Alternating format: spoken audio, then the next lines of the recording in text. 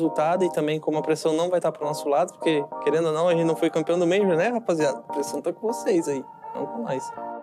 BD's coach did not lie when he said the pressure in today's duel is on Team One. Beyond the obvious favoritism because of a good phase, and even though the match isn't worth anything in terms of classification, the truth is that the Golden Boys still don't know what it is to beat Black Dragons. Bom, esse consulado aí foi bem complicado, porque a gente tava meio desatento no jogo, a gente não entrou, sei lá, parecia que não era nosso dia, mas aí a gente começou fazendo round a round e parece que do nada encaixou tudo e a gente conseguiu sair com a vitória. A última vez que enfrentamos a BD foi na Elite Six e acho que a gente ganhou dele 7-3, se não me engano. Foi um jogo bem tranquilo. A gente perdeu pra eles no Brasileirão no consulado também, mas na Elite Six a gente conseguiu ganhar deles no mesmo mapa. But the second Elite Six Cup is behind us, and since then, many things have changed. As already mentioned, in the upcoming clash, BD will face the current champions of the Major, which unsurprisingly are still on the rise in DR6. Quem tiver um melhor team play no dia e taticamente melhor vai levar essa aí. Espero que hoje seja tranquilo também.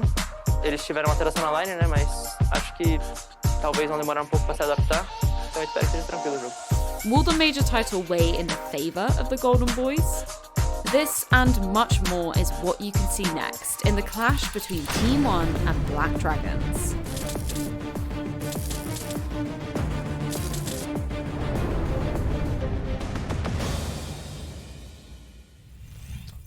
So, there could have been a lot on the line for this match, but not so much anymore, Ollie. After MIBR have gotten themselves that win in the previous game, they have qualified for the Copa Elite 6, meaning that now Black Dragons are confirmed moving down to the Copa do Brazil.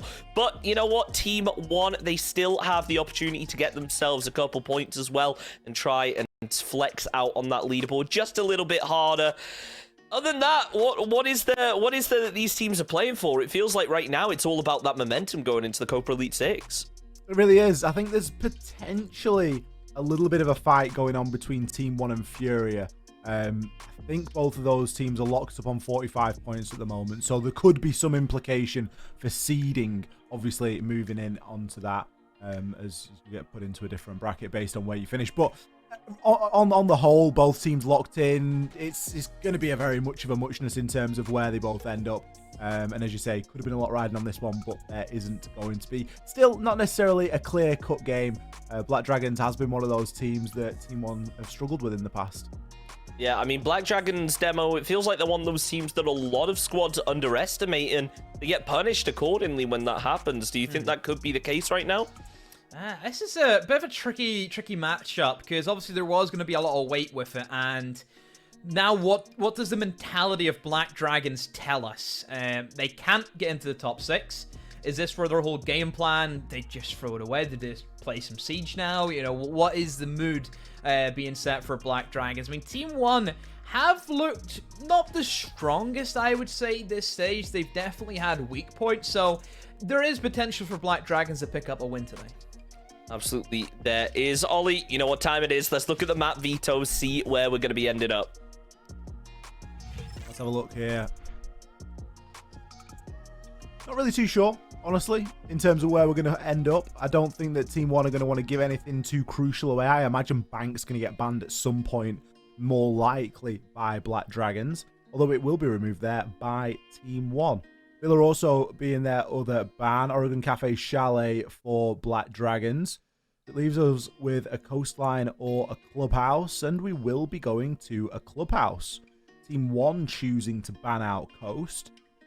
Honestly, shock and horror. There was no way I thought we were going to end up on Clubhouse for this. Neither of these two teams have really preferenced this map throughout the regular stage. If at all, I don't even think we've seen Black Dragons play it at all. Last time they played it was against FaZe. Sorry, it was inside of this stage. It was the 7-0. That's why I don't remember it, because it was so blooming quick. Black Dragons, they got trounced on this map. It was an awful one to watch. Very difficult to get your head around in terms of how dominant FaZe were on it. Black Dragons, not necessarily a bad showing. They just didn't play as well as FaZe did. FaZe were unstoppable that day. So really, for Black Dragons, again, it comes down to how much is on the line for this one? Well, we know that there's not, but that doesn't mean that they haven't prepared for quite a bit to be on the line here. They're going to have gone into today and they've woke up this morning thinking, we've got to act as though NIP are getting the win and that we need to get the win in our game against Team One. So we could still see them fighting for that pride and fighting for that result. Absolutely. I mean, Black Dragons right now currently first out of all the teams that are going to the Copa do Brazil, and they want to continue that. They want to show that confidence demo. I am interested by the map pick, though, because look, both of these teams have played this map once, and both of them have lost once. So I think it kind of throws a lot of questions here, where we don't really have one team that is extremely strong on Clubhouse. Yeah, we don't, and I mean, that is always going to be a bit of a tough thing to look at, isn't it? And really try and pick out strengths for both teams, I would say. I mean, like Ollie has alluded to, the FaZe Black Dragons game was as one-sided as it comes. It really was, and Black Dragons weren't really in a rush to go back to that map anytime soon, so it is going to be a bit of a big risk to see them go back here, and I hope Black Dragons have a good idea, because if they show up to Clubhouse like the same way they did against FaZe, I think Team One might have their easiest game. And keep in mind, Team One have also 7-0'd NIP this stage, so this could be even easier for them. Yeah, it's up in the air, though. Of course, though, Ollie, we have to talk about Team One for a second, because this is a team that came into the stage extremely hot, obviously off of that Mexico Major win. They were a team that a lot of people had their eyes on. I think the big thing now is if they are able to get even 1 point, that will bump them up a place. They don't have to worry about a tie with Furia. They're going to be getting a better seeding going into the Copa Elite 6. So I'd argue there's more on the line for Team One here than there is for Black Dragons. While I agree, and while there is a little bit on the line here, I don't want to missell anything. And I would not be surprised if we saw Vera. I wouldn't be surprised if we saw Blitz. I wouldn't be surprised if we just see Team One meme this game. They have banned Clubhouse 24 times of late inside of the last 3 months. They just flat out don't play it. They just refuse. So the very fact that we've ended up here shows us they're not giving anything away for Club Elite 6. This is going to remain their permaban, and they just want to play a game of Siege where they can just totally let their hair down. And I honestly think that's what we're going to see. Bear in mind, that's borderline what we've been seeing the last couple of play days when we've watched them play Oregon, because that's the only other map that they've really played quite a lot of late in terms of this stage. And even on there, we've seen Alamar rocking the Blitz. We've seen a couple of unusual things that wouldn't really define themselves as being meta, although they're effective. I imagine that that's probably what we're going to see here today. I don't think that Team One are going to come out and try and reinvent the wheel or show us anything crazy or fantastic. I imagine they're going to go in and have quite a bit of fun with this, because that's the kind of team that they are. Well, that's what you want, isn't it, Demo? You want a team to come in, have some fun, put on a show for us to wrap up the Super Weekend in style. Obviously, 2 games remaining now. This one probably has the least weight to it out of our final 2 matches of the evening. But at the same time, just seeing a team like Team One have some fun, it's got to be an exciting prospect for anyone who just watches Siege. And, you know, you might be a bit more of a casual player. You might not be completely into the competitive scene. So you might see something a little bit different this time around. I mean, Alamo is walking content at the end of the day, isn't he, Chunks? You know, if you wanna have some fun and you wanna witness some fun, then there's your man. That's what we're gonna be seeing. I mean, even yesterday, Alamo against Team Liquid, you know, he was on his Ella shotgun. He was playing for all the kills that he could. So, I mean, Team One have kind of been locked up in this situation for quite some time, and like we've kind of mentioned before, a lot of their games didn't really hold any weight. So, you know, we'll see how Team One want to push on. But knowing Team One, they're going to want to take as many wins as they can. Well, that's what you want to see. Let's have some fun, because it is time for game number 4 of the evening. Black Dragons versus Team One. Once again, Ollie, Demo, take it away. Thank you, Chunks. Second to last game here tonight. Black Dragons kick us off with a shield ban, Demo. No. Oh, no. What is going on? Oh, I mean, to be fair, Alamo was interested in playing Shields yesterday in Oregon, so it makes sense to ban away from him. Oh, wow. It really is one of those games. Okay. That's fine. What seems to be the issue? I mean, the fact excuse me? The fact that we're playing a Clubhouse with Thatcher, Maverick, Habana, Ace, Thermite. That may be the issue. I mean, this is going to be attacker-sided. This is the most attacker-sided Clubhouse I think we'll ever see. You know when someone's like got their head down and like they're holding on to the bridge of the nose and it's like supporting the whole weight of their whole soul and being because they need to muster as much energy as possible to get through this next game. That is exactly what I'm doing right now. Mute and Clash to round us out. Oh dear. I mean, at this point, I wouldn't be surprised if it's first round knife fight, question mark. You know, all meet at front spawn. Could be one of those. Are you ready? Mentally, just take a minute, Ollie. Mentally prepare yourself. The thing is, I don't mind. Okay. This can be whatever it wants to be. I just want the players to have a lot of fun with this. This can be whatever it wants to be. As long as they put on a good show and we get something to shout about, it's a game of Siege. Now, is it a game of Siege that's going to play out in a way that we can expect and predict and analyze and talk about? Probably not, given the bans for a start, and given that we really don't know what to expect here. We've not seen Team One play this map in yonks, so we're really unsure as to what they're going to do. Obviously, it's Clubhouse. How differently than everyone else can they possibly want to play it? Not very, but still. We could go into the realm of 2 a.m. 10-man lobbies if it gets that bad. I mean that could be a potential, but we'll see what Team One want. I think Team One are the interesting side more than anything to really see what they want to go for and see what they want to do, because I think they'll be up for some funky pushes, some funky strategies. Well, we've had some funky bans. I could see a first round rush. Definite. Yeah, that's on the cards. 100%. This is the sort of game that's like an analyst's nightmare. You know, when players and teams are doing prep going into like the Copa Elite 6, for example, and they're like, oh, okay, so Team 1 played yesterday, right? What did they do? Okay, so they played Clubhouse. Oh, great, they've not played that in a while. Like, you know, this is the permaban. Like, what's going on? And was there anything worth watching? Well, they banned Zafir and Mute.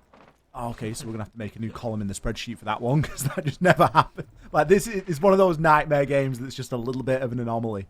Yeah. See a nice opening nade here, though. Maybe they banned out Sophia, Ollie, because maybe they're preparing to play Phase in Clubhouse with Bullet running around with the Sophia LMG. That's a great, you know, this is theory crafting. This is what we're here for, Demo. That is a great little piece of nuggets of information, you could say. Thank you. I take pride in that, in those little nuggets. If it wasn't such a map, if it wasn't a map that was so pressured by hard breach, it wouldn't be a bad ban, honestly, because Zafir LMG is a nightmare. Yeah, especially if you're going to target ban somebody who we know, especially like Bullet in that circumstance. The guy could run rampant as well as anyone can with that weapon. Live will be on the catwalk. Has the vigil, so he will be immune to those drones, but I think they have a suspicion that he's going to be up there. They certainly do. Just trying to play it as best as he can, but I actually believe the server wall will be opened up. Now he's dropped down, almost catches KDS, but just barely misses the head. So they have been able to recover one roamer, but there is still one more. Patoxy upstairs in office. That's a good angle, and not good enough apparently though, Wally. Lagonis is ready for it, and Patoxy goes down. 2 opening kills for Team 1. Hatch open, pretty unsurprisingly here. No Cade being brought, but with Thatcher available, there's a question as to how worth that would be. Pretty much do whatever you like in terms of hard breach here on this map, and exactly what Team 1 are starting to do. They've seen some success early on, and they've been able to start to pressure in onto the side. They've actually removed Ion playing in Church. Now Bassetto, he's going to be inside of Tunnel. Toxic Wave canister onto the hatch. They had one inside a dirt tunnel as well, it seems. Bassetto now going to retake this shotgun position. But Alamal's pushing in onto the site. Bassetto is likely going to get pinched here, no matter which way he cuts it. Finds one onto Levy, but is still going to fight his way out of the tunnel on the other side. Live stuck inside a church. They know exactly where he is, and it's only a matter of time before Team 1 find out their positions. There goes Bassetto, and I think Live will join him momentarily.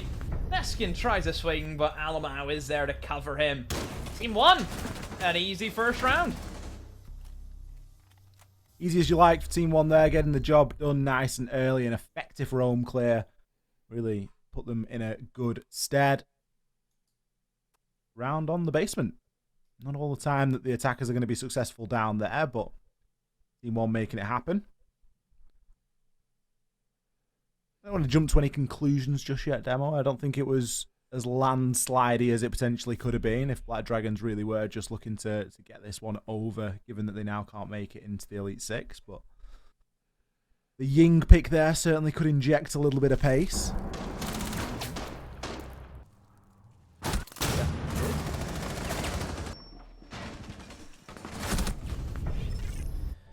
So, Team 1, again, I think playing with this attitude of game's done quick.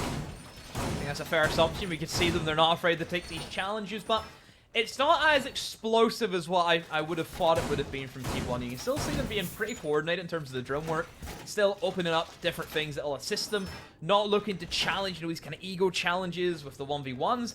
They're taking their time, and it's timed aggression. It is calculated aggression that they're dealing with. The fact that they have a Ying might make it a little bit more explosive, you would expect. As soon as that breach gets open, Ying could go massive into the breach and can really disrupt Black Dragons and everything that they're doing. Black Dragons have brought the oNe, the oNe, and the Jaeger, so they have a bunch of projectile denial. The only thing they would be lacking was maybe a few more C4s. They only have the one from Valkyrie. So, he's being chunked down a lot. That's a garage spawn peek he's went for. He's been sent backwards, it seems to be. Team 1 have done well to make sure nobody gets lost off those spawn peaks. But now they actually know that the Ying's going to be stuck, though. They know about the Ying. Are they going to be able to do anything about it? That's the big question. As you say, they've got plenty of catchers, so could reposition some ADSs or focus some magnets in specific areas, or just do a Basetto and deal with Alamau straight up, take him out of action and not give him a chance to throw a single Candela. That's exactly what we have seen. Basetto with a successful kill there can now make his way to Adam's stairs and look to try and pressure in onto Lounge. Perez, how's he managed to find two? Eventually taken down by Levy. Patoxy in with the trade, and it's all down to Neskin. Live's going to find that kill upstairs as the breach was being pushed, I believe, or no, through in from construction. Final kill will come in. A short round, but a sweet one for Black Dragons. Yeah, Black Dragons didn't really have to do much there, all they did there. It looked as if Team 1 were playing off zero information at many portions of that round. So yeah, a very short and sweet round for Black Dragons. That's going to be their top floor locked out, though, and Black Dragons are going to immediately go back downstairs again.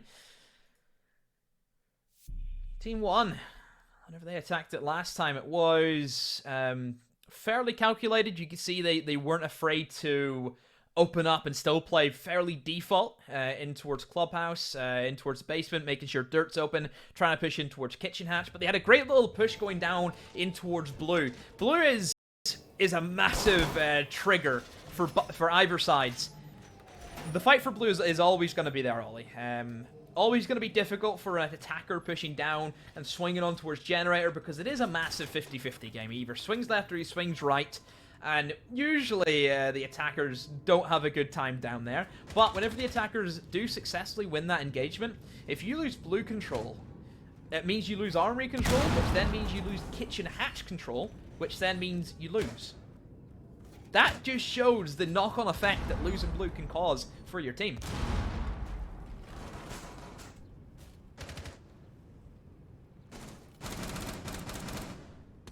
Well, let's see how Black Dragons choose to try and keep control this time. Third round, third operator choice for Alamau, as if we were to expect anything else. We'll be on the nook this time. Lugonis, first blood. Seto, proving a menace on this entry. He has got Team 1's number. First round, we can let him off for that, but the next two has been able to find that opener. The diffuser cold on the ground, as if it was going to go any other way than just be an out-and-out kill fest. Raid's coming in, though. Ion. He's going to take Alamau out, but not before Perez falls. So, advantage still Black Dragons here.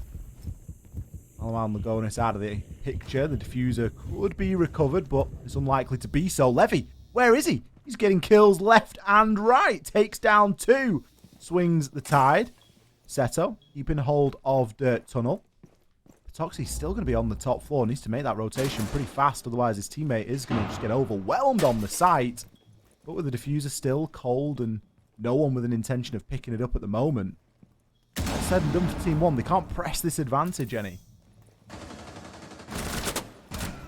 Toxic will find that kill on Daneskin. Epoxy was upstairs for a very long time, and Team 1 didn't really capitalize on the fact that it was essentially a 1 versus 3 on the bomb site. KDS will toss a nade towards main stairs, and another one deep in towards Arsenal. Doesn't catch any of them with the nades. It looks as if Levy's going to try and get into the action with his own nades, but he gets swung by Epoxy, and that's a 1v2 for KDS. Let's see what he can manage. Knows where one is, and will find Baseto and the second KDS. The quick reactions finds both of them. Big round from KDS, and Team 1 are back in the lead.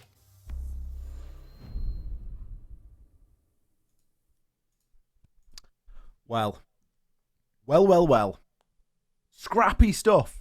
Opening kill goes to Black Dragons. Second kill goes to Team 1. Then Black Dragons respond again. So they've got the advantage. The diffuser was cold. All we need was Patoxy to make a quicker rotation. I've no idea where Levy was when he was getting those kills, but he picked up 2 very quickly again. That's the second round he's been able to do that. Team 1, not necessarily getting lucky, but just winning out those engagements, proving that superior gun skill. And taking downstairs in the basement again here. We've won down there twice now. It's probably high time that Black Dragons switch off, and they will do just exactly that. They go upstairs to Jim.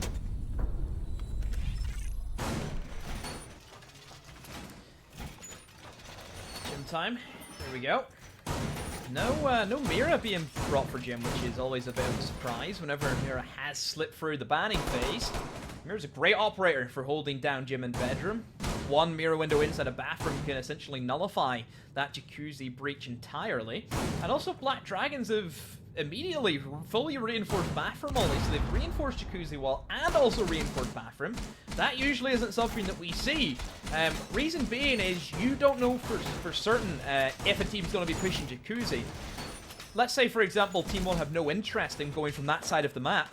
That now kind of limits you because you don't have that very strong rotation from bathroom into the corridor. So that's the only thing you would worry about. But then again, 9 times out of 10, most teams will open up jacuzzi wall anyway. Battle being done on the windows. Everyone from Black Dragons seemingly giving it a chance at a bit of a spawn peek. It's Baseto we really want to keep our eyes on, though. He's been successful in the previous 2 rounds in getting that opening pick.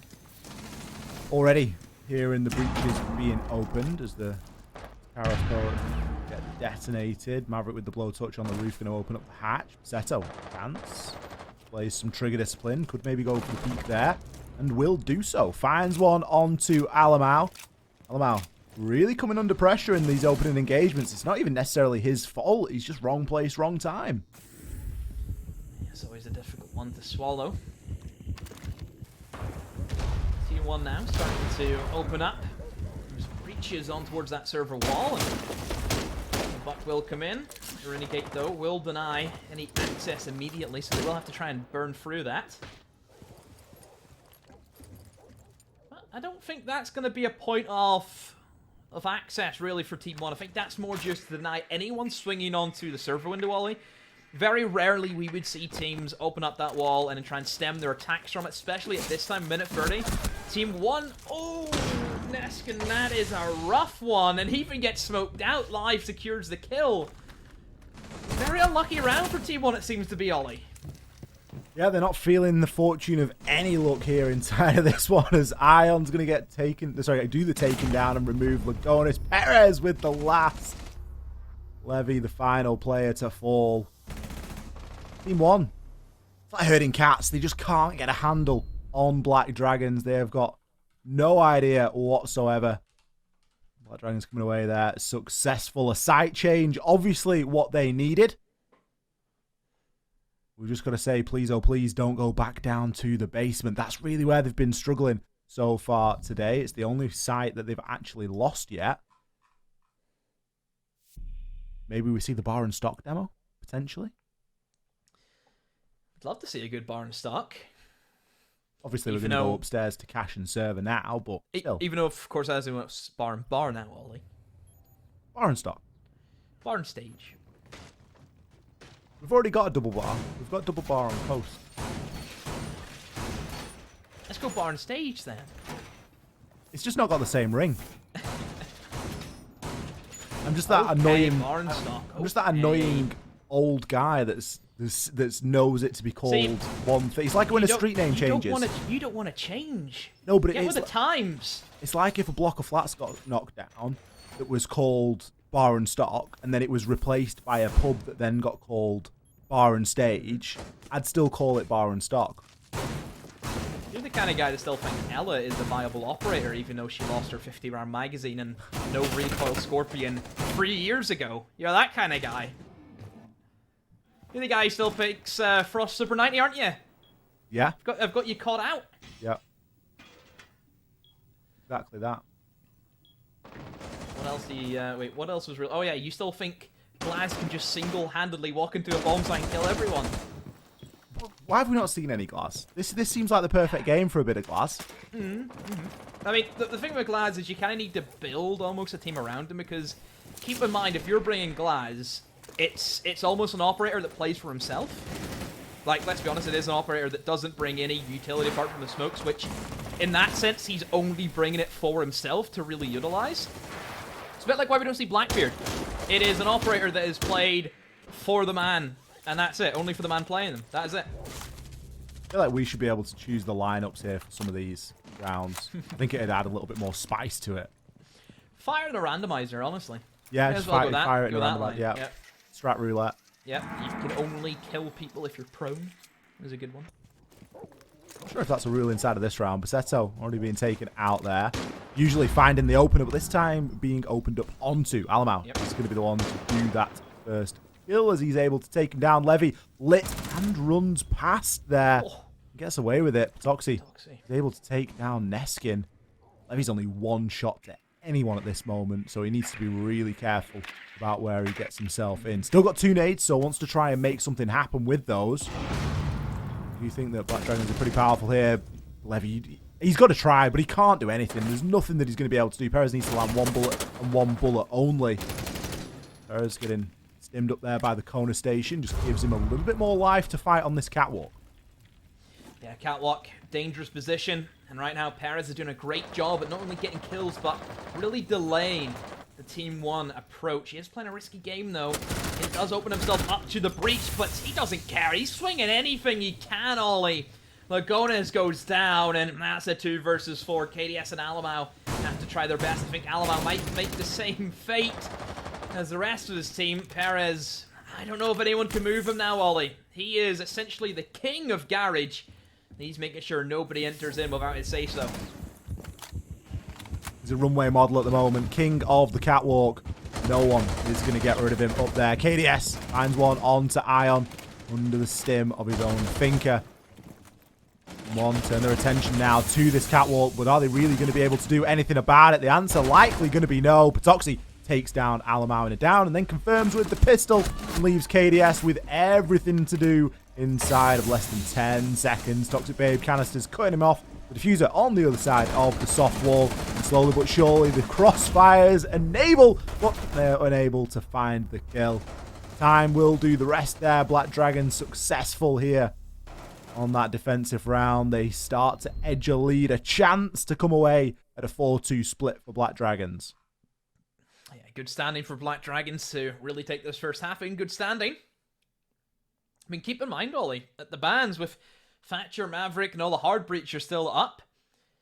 This should be extremely attacker-sided, but that's not what we're seeing. And it is strange. It certainly is strange. Capcan now comes into the fray. Never mind, it's went from bad to worse as now Caviera makes an appearance. I told you. What did I say?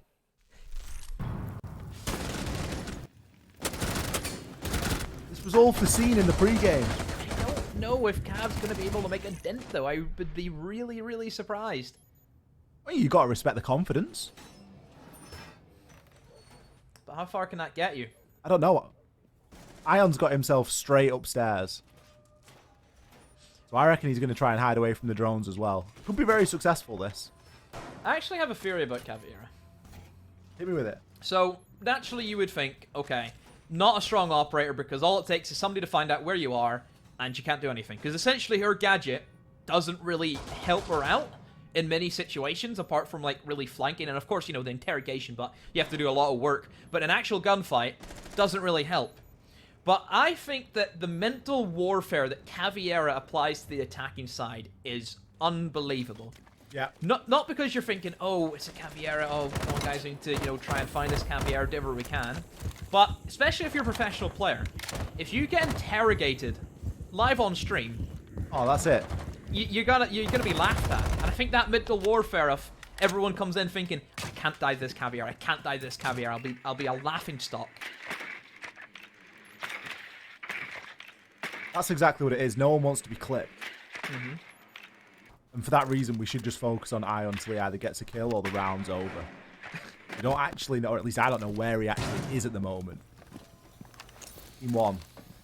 Oh, it's a rush, isn't it? It's got to be. It's going to be a rush down Kitchen Hatch. They're all there. Everyone's stacking up. This is literally what it's going to be. As soon as that Lion scan goes in, you just wait. You just watch everyone hightail it. We got Neskin. He's going to be holding the angle at the top of main stairs. Levy looking through into stock for the time being. Hatch still struggling to be opened. The impact tricking is working out, and maybe that's going to be enough to stop the rush from happening in the first place. There we get a glimpse of Ion, and we can see just exactly where he is going to be hiding. Drone's going to come in and start to figure out what's going in on the site. Basetto things up. Nade to follow in the hatch, and maybe going to be taken on out. But no, KDS only takes a couple of points of damage there.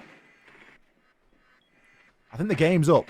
This Kitchen Hatch is a little bit too predictable now, Demo. We're halfway into the round. They need a new plan. And they will look to try and open up in towards Dirt Tunnel, and that might be their secondary idea. But Live gives them not a thing, Ollie. Levy thinks he can walk in, it's going to be free real estate.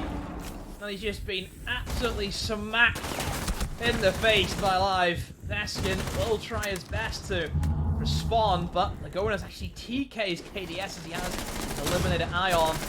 And there's Perez swings as well, and Team 1, very, very difficult for them to get anything on that round. Black Dragon just had their way with them. But it's not hard, is it? Let's be honest. Team 1 pushed entirely into Kitchen. That was the extent of their strategy. We saw an attempt to go down Dirt Tunnel, but aside from that, there was nothing else really happening. Black Dragons 4-2 on the half. This is where it could go one of two ways. Either Team 1 start to focus up and they go, yeah, you know, we've had our fun now. We just want to get the win and get done. Or there's the opportunity for Black Dragons to actually take this fairly seriously. Now, judging by the fact that they've only got the Maverick, I'd kind of like to see him bring double hard breach, but I also back the Jackal pick. I'm really torn. I think the Jackal's great. You know that you're going to be going up against some roamers here. That is just what Team 1 do. So maybe the hard breach won't actually be that much of an important factor if you're able to win that early roam game. So, slide switch. Black Dragons. Their lineup says, let's get down to business, Ollie. I mean, they have the Jackal, so if there is any roamers from Team 1, they should be dealt with pretty swiftly. Still bringing a hard breach, or maybe you would have liked to have seen a Havana or an Ace, perhaps, in the lineup. So, in terms of them actually being able to do anything in the site is going to be tricky. Limited to a Maverick, you really have to think about what push you want to go for, because you are limited at the end of the day. Unless Live has for a hard breach gadget. But, you know, we've kind of had that discussion, Ollie, haven't we, about Flashback so strong at the moment. Would you sacrifice a hard breach gadget? And, well, the answer is no for Live.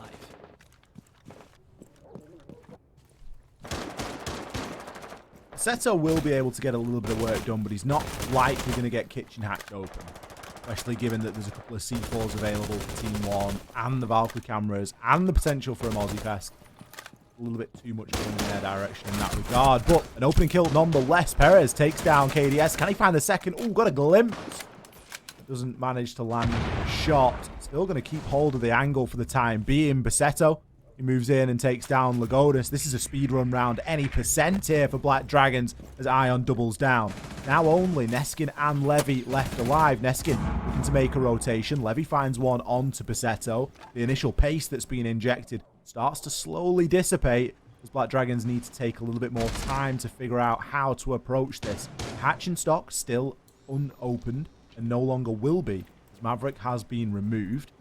So Team 1 have got fewer angles to worry about now. The diffuser, as you can see, is at the entrance to the tunnel. Levy, great angle there being held. Takes down Perez. This one's almost got to be locked in now for Team 1 as he swings and shuts down Live as well. Ion caught out in no man's land. 10 HP and a dream. Not going to be a very pretty sight, is it, Demo? No, it's not indeed, Ion. Just feels like a matter of time, Ollie, before he just gets tapped by two of the players. Has to try and hit headshots now because the body trade is not going to work out. There's one. Can he find the second?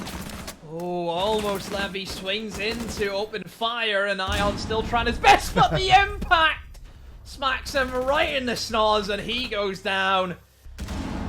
Wow. What a round. Yeah, pretty speechless, I'll be honest. How Black Dragons lose that one is almost beyond me. That was a round that was pretty much locked up for them until they then just continued to push in the same avenues. They did great in the opening engagement. Honestly, all they needed was a Hibana. One Hibana, and that's their round. They would have been able to open up the hatch. They would have been able to do a little bit more there. But they've just given one back to Team 1. And it looks as though there is no intention of bringing Hibana at the moment from Black Dragons. They lock in the Maverick. We're going to try and get everything done with just that. It's frustrating to try and discuss this because we speak so often about how important a hard breach ban can be on Club, and there isn't a hard breach ban. So it just speaks even more to how much of a bit of a meme game this is, that neither team is actually bringing a hard breacher. They're bringing the Maverick, but they're not bringing double hard breach. Double hard breach is huge. Yeah. I mean, it just seems as if teams want to kill. That is it. It's just a TDM. Absolute heavyweight fight. And I really don't know who's going to end up being Tyson Fury, who's going to end up being Deontay Wilder. I don't know. Good reference. Thank you. Does that mean we need to go to 10 rounds? Round 11. Round 11. Yeah.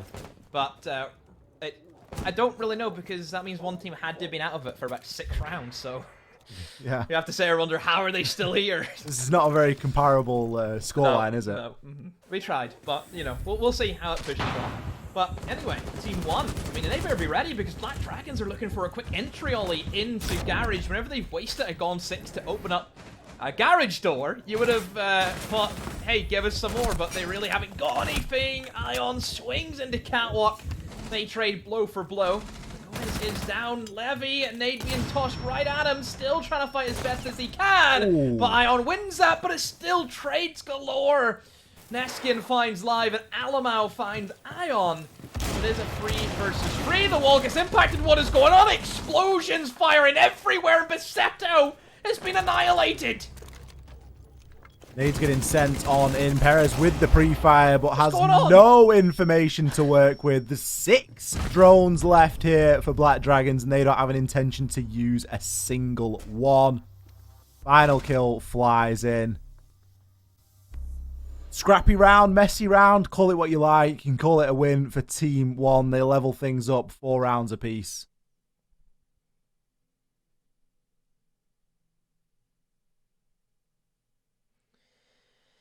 Oh boy. My oh my.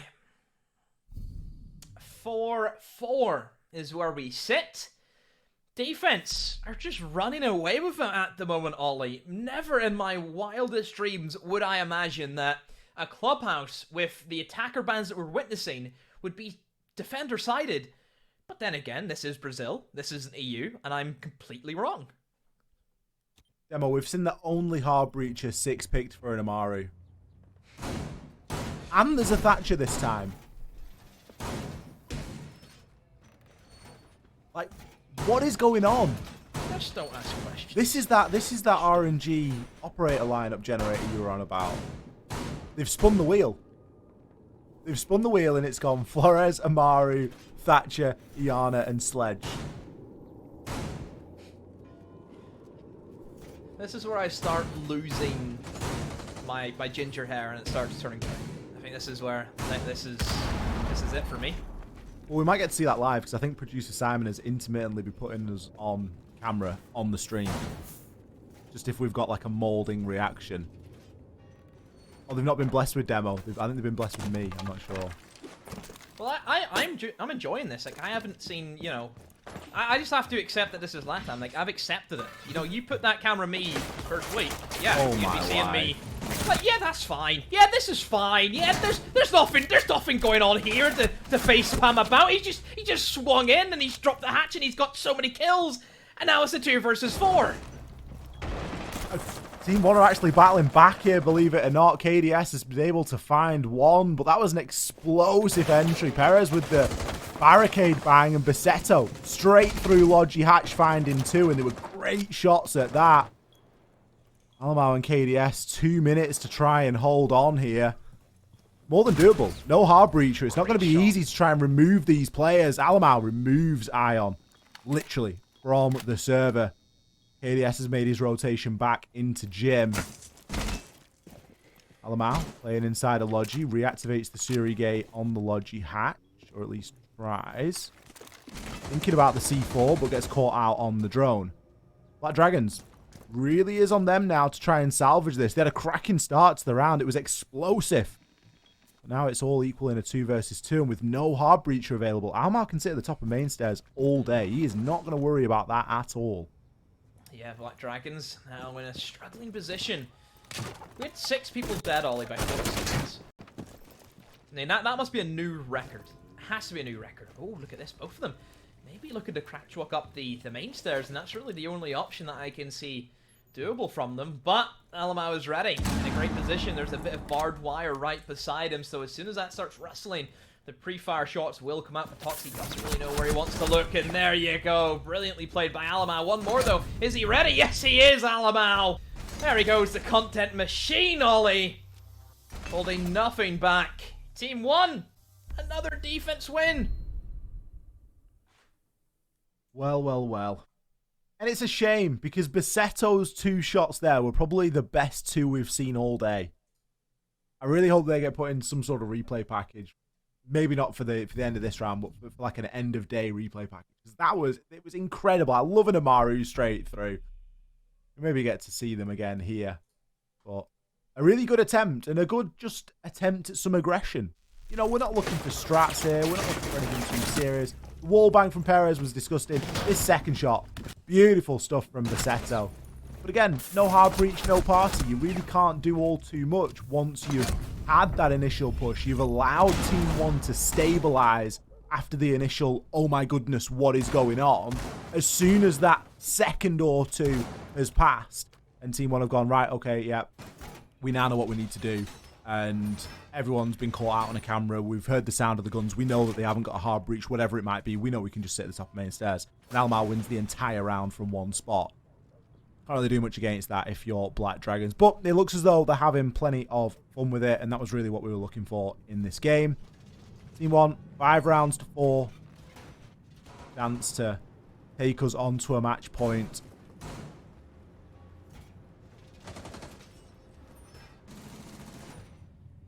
Where do we go from here? I feel as if we've seen everything that could possibly happen, but there's a part of me that says, nope, there will be more shenanigans, and I am waiting for it. Black Dragons haven't went for any crazy picks. You know, Maru isn't on the board this time. We see another opening engagement. KDS has been downed. Levy is here to try and support him, but he's not in a great position. There is 2 Legias to look at, and Sledge will take a quick peek. Perez does spun out the Legion, and Levy, as you said, KDS, I've tried to help you, but no chance am I going to be able to revive you right now. Alamau, though, he's trying to slip in and assist. KDS has been naded. That's the down man gone. Levy takes even more damage. Alamau, do they know he's up here? I think they might. Yes, they certainly do. And now Alamau, he seems to be stuck, and he will be trapped. Never mind, he battles back. Ion is gone, but Live has walked straight down blue stairs, and he's in the heart of the bomb site. He's killing everything that moves. Live appears with a double kill. Alamau falls upstairs, and Laguna is stuck in church. He's going to need a prayer if this is going to work out for him.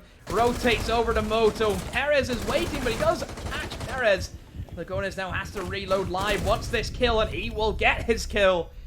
Black Dragons will break the mold. They break the defense run that Team 1 were starting to ramp up. Now we sit 5 rounds apiece. All square here between these two teams, nothing separating them. Pretty quick round, given the sight from Black Dragons. Usually we bill that one as a bloodbath in the final 20 seconds. Poor old Lagonis. Had nearly 2 minutes to hold on for there when it was in the 1 versus 5 initially. Finds one before being shut down, but the entire round fought off-site.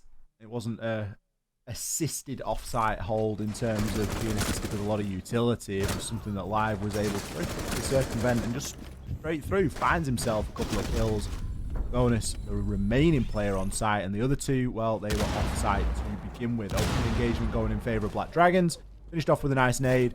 All good stuff. Next team to win guarantees a chance at 3 points, as they'll be moved on to match point first. They're really giving us our money's worth here, Demo. They are indeed. They are indeed. This is not the kind of matchup that we expected to really be anything of worth, Ollie, but I mean, both sides, I mean, neither of them are rolling over. I think that's the main thing. Usually in these kind of matches, we see one team go into it, and they just kind of, after the first round, just, okay, you know what, let's just give them the win, but neither side is backing down. They really aren't. It seems to be bragging rights all the way between Team 1 and Black Dragons, but who will reign the victor as we head into potentially the final 2 rounds? Alamau, cheeky little attempt to the spawn peek. Our hatch hasn't been reinforced. Alamau hoping to get away with one. Yes, he is. Finds one onto Perez. Not a lot of droning going on inside of this game, so it's unsurprising that Alamau is seeing some success, but to grab 2 is huge. Picks out Live as well.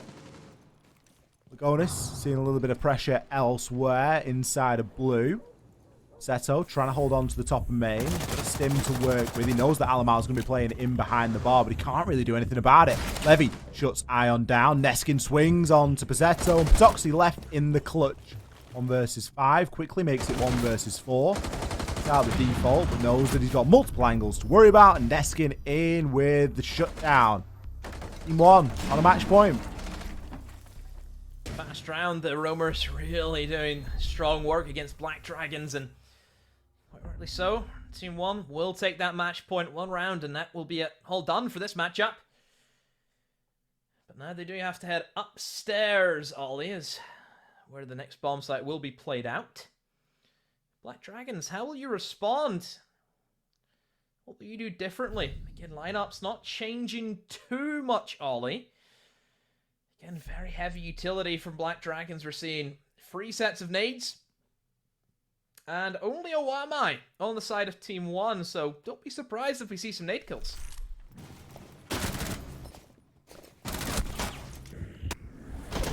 Match point then for Team 1.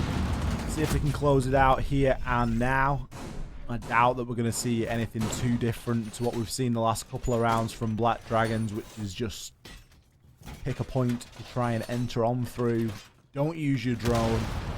Fear of being called out as a slowpoke or a tryhard, and just push on in headfirst into whatever may be on the other side.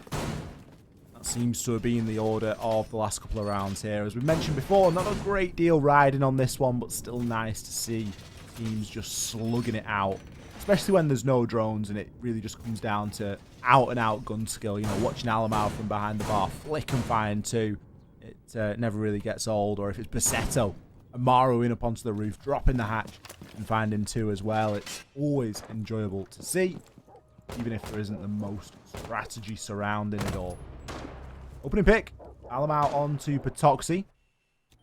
Probably from, oh no, from strip this time actually. I was going to say maybe from pool window, as that's where he's been threatened a couple of times, or main door, but no, from the strip club this time. Advantage Team 1. Team 1, first kill in the round. That was very, very nicely now. And there's the second fault also. This catwalk Ollie, I've never seen so many attackers just decide to ego challenge the catwalk in that manner, and they've been punished. It just shows, Ollie, why you don't swing catwalk. There's 100 positions that guy could be playing in. Well, not really, there's only about 4. But, you know what I mean, he could be anywhere. Baseto does respond to the kill onto Alamau, but it feels like Black Dragons now, they're in a position where they have to try and grasp at straws. Live is just kind of moving in and out. He's in the building, he's outside the building. Baseto now looks to push up in towards Oil Pit and try and find an angle onto the man on top catwalk, but I don't think the catwalk guy is going to give him much to look at. Perez on the breach. The only issue I do have, Ollie, is that they're very separated from one another and they won't have the refrag potential. Zeto has a chance and will take it. Picks up his second onto Levy. Realistically, just trying to bait kills now as he's hoping that Team 1 are going to start to get itchy feet and look to push on down onto him live. Holding on to Cash Stairs. He knows there's going to be somebody playing at the top of it. Still got 2 nades left, so could try and make something happen with that. There is a Wamai has been in place. There'll be a couple of magnets dotted around elsewhere, but Neskin sees to live pretty swiftly. Skeleton key in hand for Baseto. Going to be a big ask if he's going to find 3 here, and he will be taken down by Lagonis.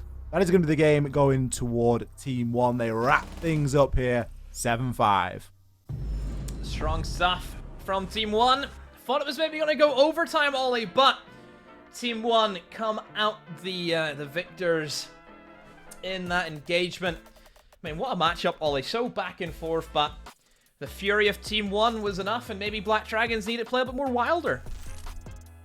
Maybe it just wasn't wild enough, Demo. That could very well have been the problem there. It might have just been one of those situations where there wasn't enough cav played, I think, maybe. Maybe that's what Black Dragons were really missing there. Of course, we are joking. It was a game that I don't think either team were taking incredibly seriously, given the consequences of it being that Black Dragons could no longer make it into the Copa Elite 6, regardless of the result there. I think had MIBR won earlier on today, we would have seen lost earlier on today, excuse me, we would have seen a very different game coming out there, but with that place already being taken up, Black Dragons, they didn't really have all too much to play for. And Team 1, well, they took us to a permanently banned map for them, so again, we weren't expecting to see all too much, but I'm sure what we do have is an interview. We're going to get Chunks back in here, and we'll get speaking to somebody at Team 1.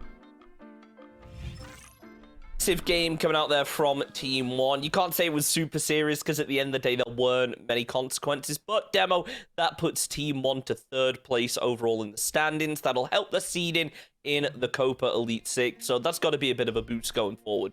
Yeah, good performances from Team 1 this season. Have finished on a big high, and yeah, it sets them up quite nicely. They've hit a good run of form now as we start to look in, of course, towards this week of Copa Elite 6 action. Again, just commiserations, we have to say again, Chunks, of course, to Black Dragons, as they put in such a great shift this season. I think they've really shown how strong they've came. But in the end, you know, their biggest rivals, MIBR, just had a better season. You know, you can't take away from MIBR. Well-deserved from them. Yeah, I think it's fair to say, though, Black Dragons, Ollie, we've seen such a progression, even from when I joined at the beginning of Stage 2 to now. It feels like a whole different team. Obviously, they've made player changes, but the level of the team, it feels like it's increased, as has the rest of the BR6, but commiserations to Black Dragons, they have made it, but of course, congratulations to Team 1. We have Chubbs here for an interview. Welcome in, and I know the match wasn't really worth too much, but it's got to be a good confidence boost. It was a great game. We are used to play Black Dragons. We scrimmed them a lot on the first stages, so we knew a lot of them, how they play, how they like to play Clubhouse. We haven't played Clubhouse, I think, in a really long time. I think the last Clubhouse was against Empire, and it was a great opportunity to put some things to test. Yeah, it must be nice coming into this game without any real pressure. You know that you're going into 3rd now off your win, so you've got a good seeding going into the Copa Elite 6, but at the same time, it gives you a bit of flexibility to try new stuff. Did you find that useful today? Oh, sure. I really don't like those kind of games that doesn't worth anything, so you'll have to take something out from it. So we used today's game as a great scrim. Luxury scrim, because it's what we could do. We couldn't do anything else beside that. So you can test a lot of stuff. You can test certain strats that needs to be fixed a little bit, change one thing another, and see how it goes. It's literally a scrim. It's what we No, I could. like It's it. what we could get. If there's nothing on the line, then you may as well go in, have some fun, try something new, and you definitely did that. It was successful. I got to ask, though, going into the Copa Elite 6, how are you feeling about it? I'm pretty confident, of course. I think this Elite Six will be harder than the others. FaZe Clan is very good. Liquid is very good. Like the 6 Brazilian teams are like in the same level. I can tell you that. But so any team like can go out. You cannot say which will be the top 4. So now we are just like working focus on the League 6 from the past like 3 weeks, and BR6 came in the 2nd place, and then I was like, okay, we already qualified. Let's focus there and try our best to defend our title. Yep. Hey, I can't wait to see it. Good luck in the Copa Elite 6. Thank you so much for joining us. I can't wait to see you there. Thank you for the space. Always an honor. Cheer for us, and let's go. Before we go to a break, just want to take a quick look over at the standings as they are now so everyone can know exactly how things are looking. Most things are going to be settled. We know who's going to the Copa Elite 6. We know who's going to the Copa do Brazil. But what we don't know yet is going to be which team goes to relegation. Santos could potentially try and avoid this relegation spot if they're able to get those 3 points in our final game. So a lot on the line. We're going to be back in just a few minutes with that match. Don't go anywhere. We'll be back shortly.